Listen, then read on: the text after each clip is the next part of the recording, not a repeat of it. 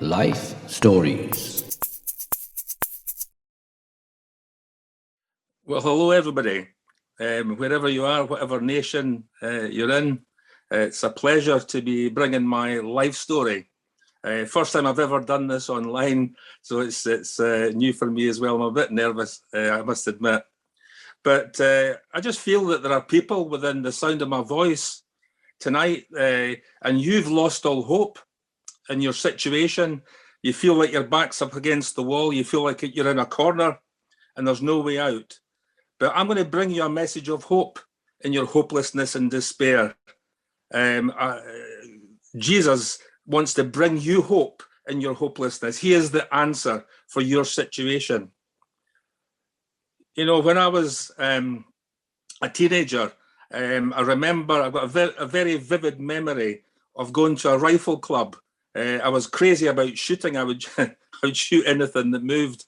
But I used to go target shooting, 2-2 small bore rifle shooting. And I was walking down through town and I passed a mission hall. And there was a chap on the door and he said to me as I went past, would you like to come in? Get a cup of tea and all the rest of it, hear the gospel and so on. And I was so relieved to be able to say to him, no, I'm going to my rifle club.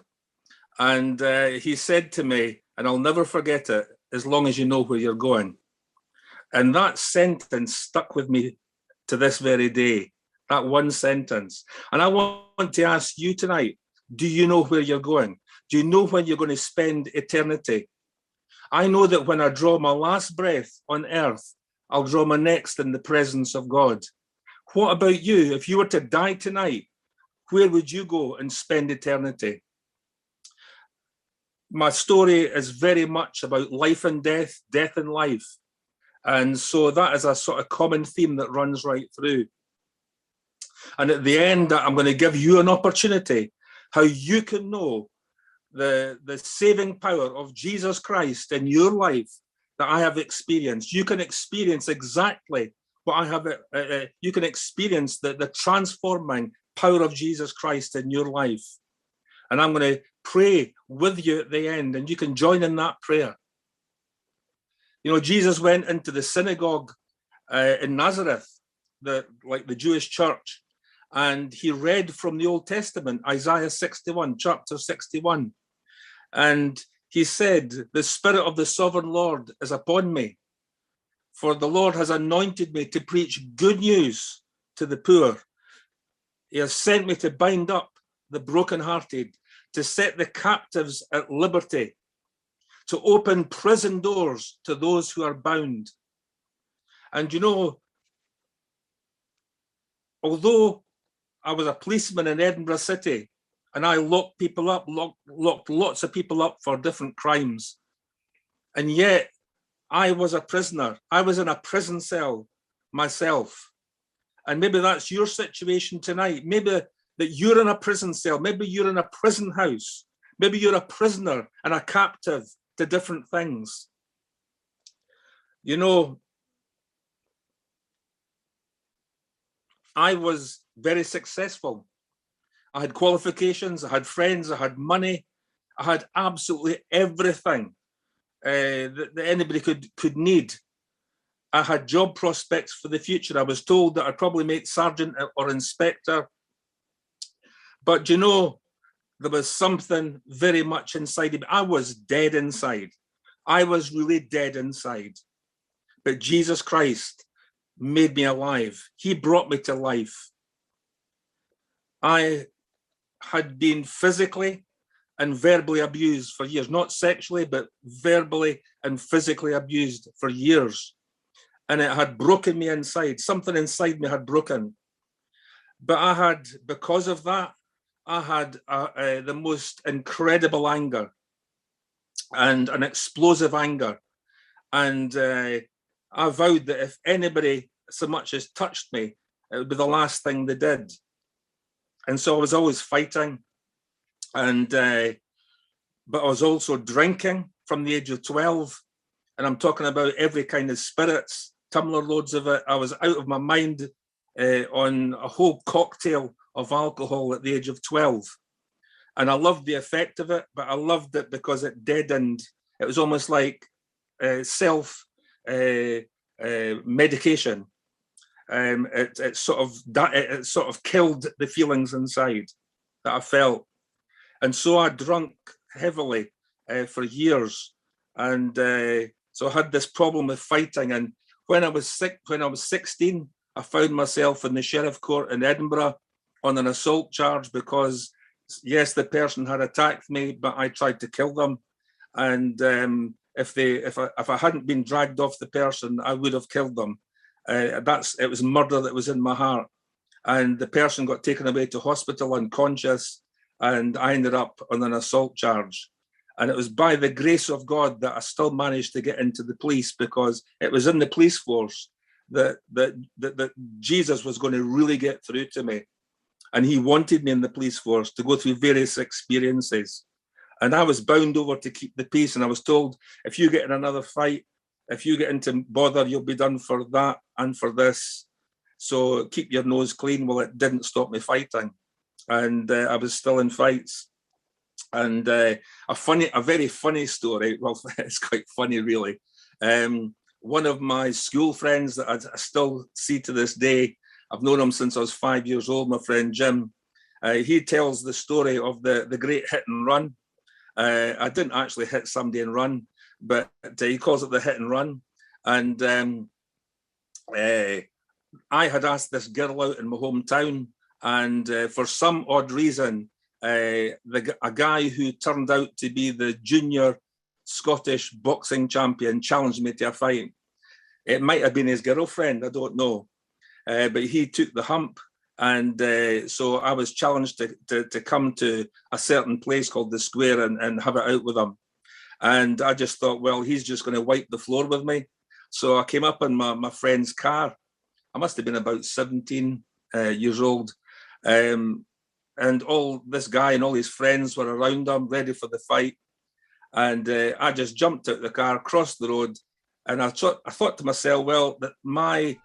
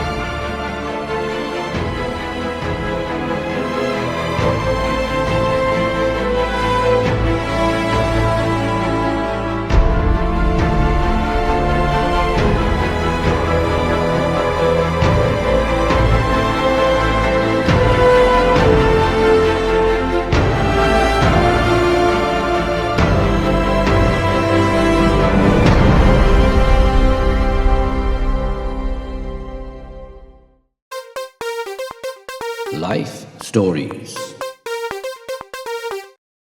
Hey, Alan, thank you very much. Hi, guys, and thanks for inviting me tonight. And yeah, so just to share about my story, my life story, and to talk a little bit about what I'm involved in at the moment. So just to take you back, I didn't grow up in a Christian home. I knew nothing of religion, Christianity, or God. In fact, my family, my mum was into witchcraft. So actually, if there's any kind of, if there was any religion or anything in my house, it was actually a practicing witch, which was my mum. And my home life was a bit dysfunctional. I was one of 7 kids, and we all had different dads. And I grew up in East London, near the best football club in the country, West Ham. If there's any West Ham supporters out there, if not, we need prayer anyway. But I, as you just heard, got into bodybuilding. So I became a bodybuilder at a very young age, and competitive bodybuilding is a strange sport even today, but back then it was even more weird, and very few people were involved in it. And I started training in this gym, a bodybuilding gym in Forest Gate, East London, and I can remember I started enjoying the training at first, just lifting the weights and working out. And I went down to this bodybuilding competition down in Portsmouth, and at first I wasn't sure about it. You know, these guys standing on stage with in their swimming trunks, flexing their muscles. But I thought to myself, you know what, there's an end product of the training. And when they were winning their trophies and winning competitions, I thought, you know, I want to get into that. So I started to compete at a very young age, 17, 18 years of age. And yeah, you know, when you compete as a bodybuilder, as I just said, you put oil all over your body, and you stand on stage with these, we used to call them posing briefs, but they were a very small Speedo. And I would stand there flexing off my muscles. And that is kind of what I did as a sport for many years. But it was the training with the weights and the nutrition that I really enjoyed getting in shape and working out, and the discipline of that. I can remember sitting in the gym one year, and it was my training partner. He was a middleweight. I was a light heavyweight, and his name was John. John said to me, Ian, if we're really going to take this to the next level, we need to get into the anabolic steroids. Now, steroids are a synthetic hormone, and your body produces naturally hormones, male testosterone. And I was a young man, and obviously I was producing testosterone. But I'm ashamed to say, and I'm not proud to say, that I started to cheat in my sport. I started to cheat in my competition, and I started using anabolic steroids. And I used and abused steroids for about 8 years. And there was a 4-year period where literally I was using steroids all the time. I didn't come off of the steroids. And there are many side effects for the abuse of drugs. And as you know, steroids, if you abuse a steroid like any drug, you're going to pay the price for that with your health. And I started to suffer with different health issues, and it ranged from simple high blood pressure and problems with something called gynecomastia, where I started developing lumps in my chest. And I ended up damaging my kidneys. I started to urinate blood, and I ended up in hospital. I had an operation because of the steroids. Yeah, I came out of that hospital and carried on straight away injecting the steroids. In fact, I would have said, I'm prepared to die for the sport. I'm prepared to die to win the next competition. And all I dreamed of all the time was winning competitions and getting in bodybuilding magazines. I can remember actually the local newspaper. I won the Junior South Coast of Britain, and the local newspaper, the Newham Recorder, came to the gym where I was training, and the guys wanted to take some pictures of me in front of this big trophy I just won. And I can remember taking it very seriously, and I oiled myself up, and I was standing in front of this trophy, and I'm doing these muscle poses for this guy. And this fella said to me, he said, you know, I just want to write some stuff about bodybuilding. What kind of food do bodybuilders eat? And I can remember telling him, you know, I eat a lot of eggs. And he said, how many eggs do you eat? And I said, well, I eat about 15 to 20 eggs a day. He said, that's disgusting. How'd you do that? And I can remember I told him I drink them raw. I think I've been watching too many Rocky movies or something, but I said I drink 5 raw eggs at a time. And so that's what I used to do. I used to just crack open 5 raw eggs and drink these eggs down. And I said I probably have 15 to 20 eggs a day. He said, oh, that's fantastic. He made some notes and took the pictures. And I found myself in the center pages of the Newham and Ilford Recorder. And I'm doing this muscle pose, and the headline read, extra strong Ian eats 7,000 eggs a year. And they put eggs all over the paper, and I'm doing this muscle pose where literally I'm pointing to a subheading, and the subheading was this is no yoke. And I can remember getting that newspaper and looking at it. I actually, when I got to the gym that day, my friends had put it all over the changing room. They thought it was hilarious. And I made a vow to myself that I would never tell anyone anything about my life again. But for the last 28 years, I've been sharing my story and my lifestyle and what happened to me and the darkness and I got myself involved in, and the light that took me out of that darkness. I've been sharing that all over the country, particularly in prisons, particularly through the work with Tough Talk, traveling the world, going into countries across Eastern Europe, from Russia, Bulgaria, Poland, all those kind of countries, all across France and Germany and all of Europe, Africa, India, across the States, going into some real hardcore prisons in the Philippines, in China, sharing how my life was, not only did it go down a spiral of darkness, but how something supernatural took me out of that lifestyle. I can remember I became so obsessed with these bodybuilding and bodybuilding steroids. There was a guy in the gym who said to me, Ian, if you're really going to take this to the next level, you really need to up your steroid intake. He said, do you know what? He said, animal steroids are really cheap and effective. You want to get yourself some animal steroids because you can get horse steroids, which are big multi-dose bottles, and you can really load up on that. And I was just very gullible and just, and I'd made this decision once I'd crossed that line from being drug-free to going on the drugs. I was going to do whatever I could to win and achieve my goals. And I was living in this bedsit in East London, above a veterinary surgery. And I thought to myself, that's handy. There's a veterinary surgery underneath this flat, and I'm gonna start looking for this animal steroids. So I started to break in to the veterinary surgery in the middle of the night, and I would help myself to the animal steroids. And I would read on the label of these animal steroids, 1 mil a week for a horse.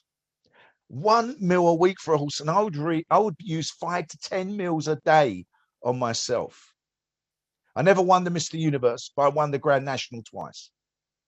That's my only joke, guys. I'm not a funny man. I'll just lay that out there. But no, I did take those animal steroids, and I did end up in hospital. And but I carried on abusing these steroids, and I was using the harsh, cool stuff that was really affecting me. But and another side effect of the steroids is it messes around with your hormones, and I started to become very angry, very paranoid. I started to lose my temper a lot, and it was kind of a recipe for disaster, because I started to train and work out in a gym in Bow, East London, and there was a lot of nightclub doormen and bouncers and gangsters hanging around around this gym in Bow in East London. And one of the guys offered me some work on the door of a nightclub, and they used to call them bouncers back in those days. Nowadays they call them door supervisors, but we were known as bouncers. And I can remember this guy. He was an ugly, scary fella. He used to frighten the life out of me. They used to call him Mad Dog.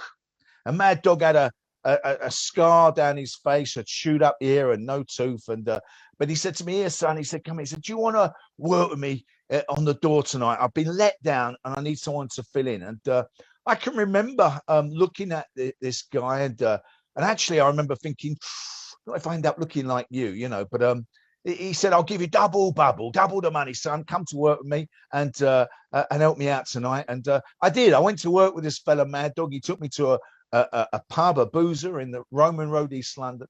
And we pulled up outside this place, and it was a Christmas Eve.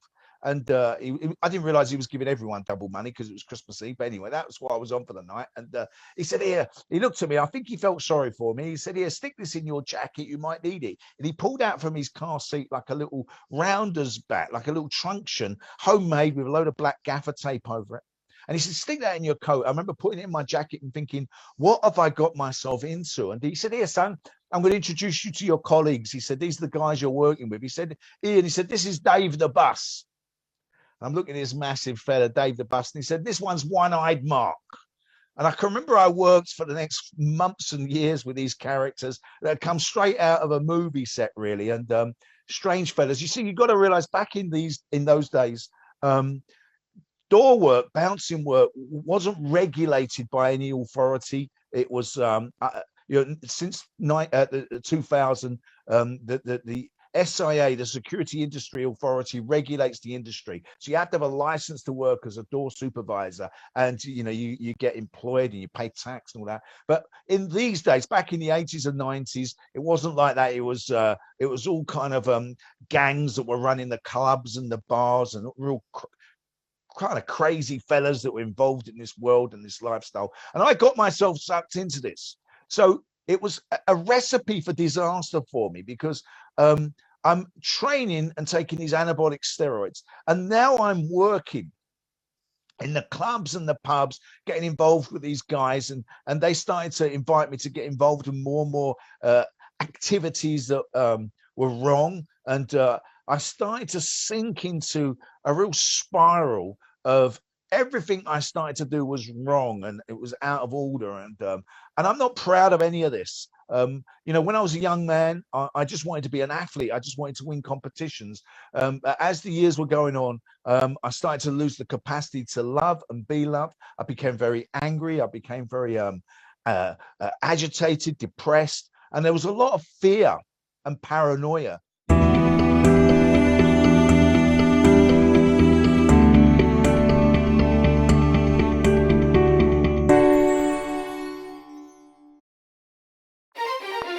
Life Stories. My only hope is the element of surprise. I'm not going to wait for any introductions, so I just went straight over to him, decked him, a tremendous punch, and completely floored him, and that was the end of it. And I just walked off back in the car. Didn't have any more problems from the guy after that, but I still didn't get the girl, unfortunately. Well, actually, fortunately for me, because I've got the best girl in the world now, who I'm married to. So I got into the police force, and I loved the job. I just loved the excitement of it. I loved the variety of it. Every day was different. And, Friday, Saturday nights, we used to wait till the pubs came out because you got a good fight. And I was teamed up with a black belt from Manchester. So he was always looking for a fight as well. So we could actually fight legally.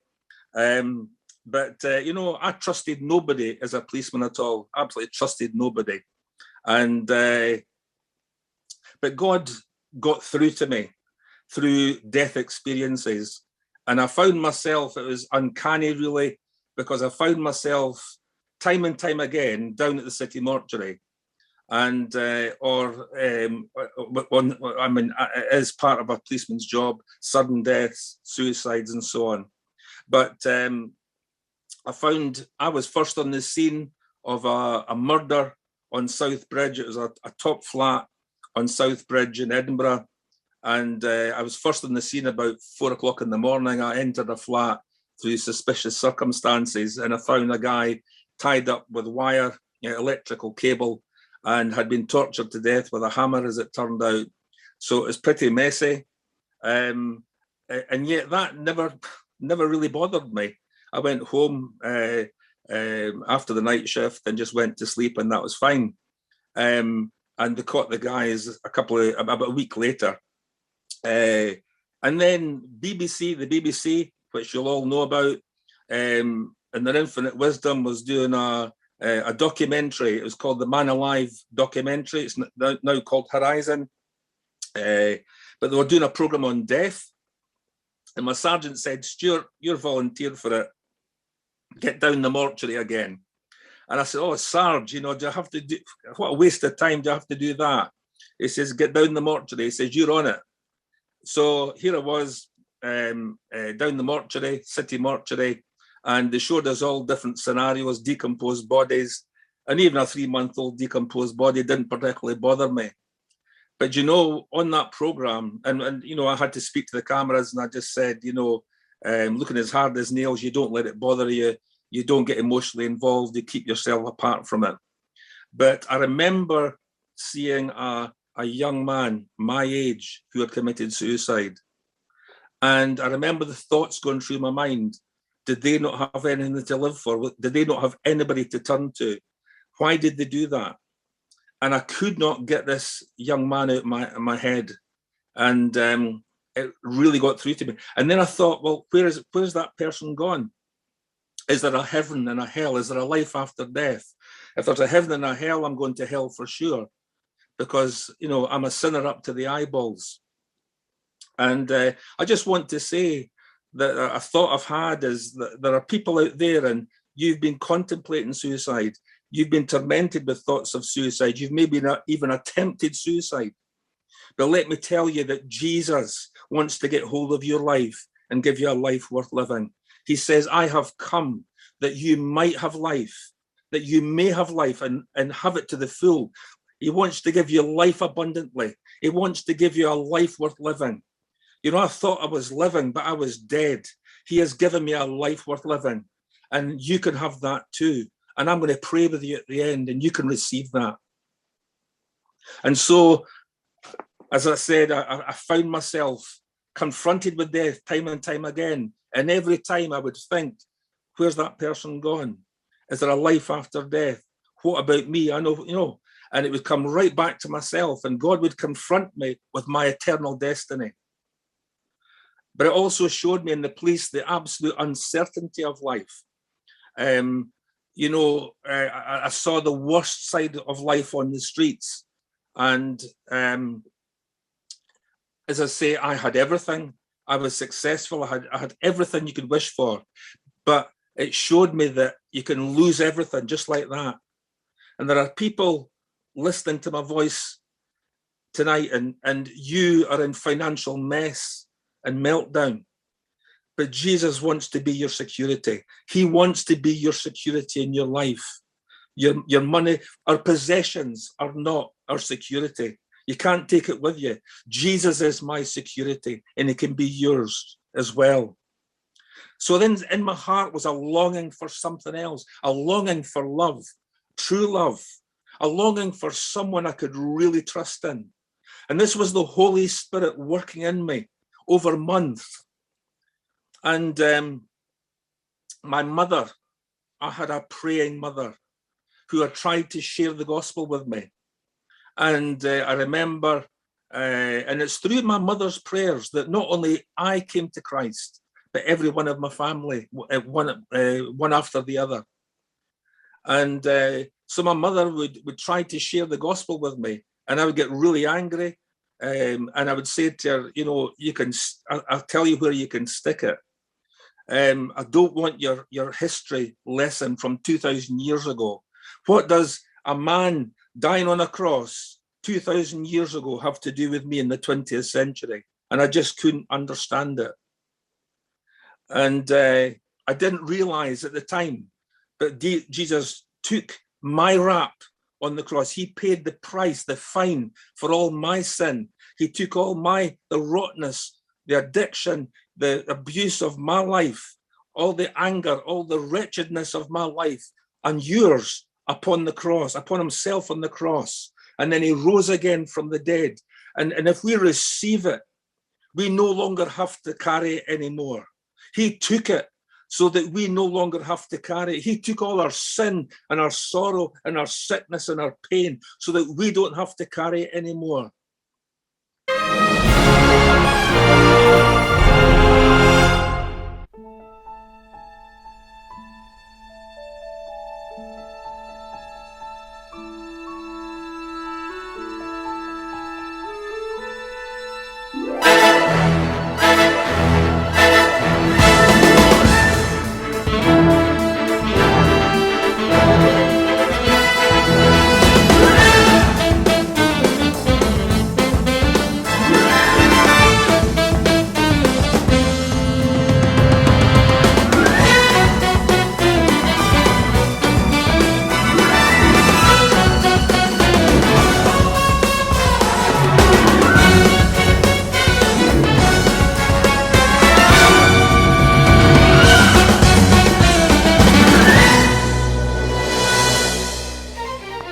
Life Stories.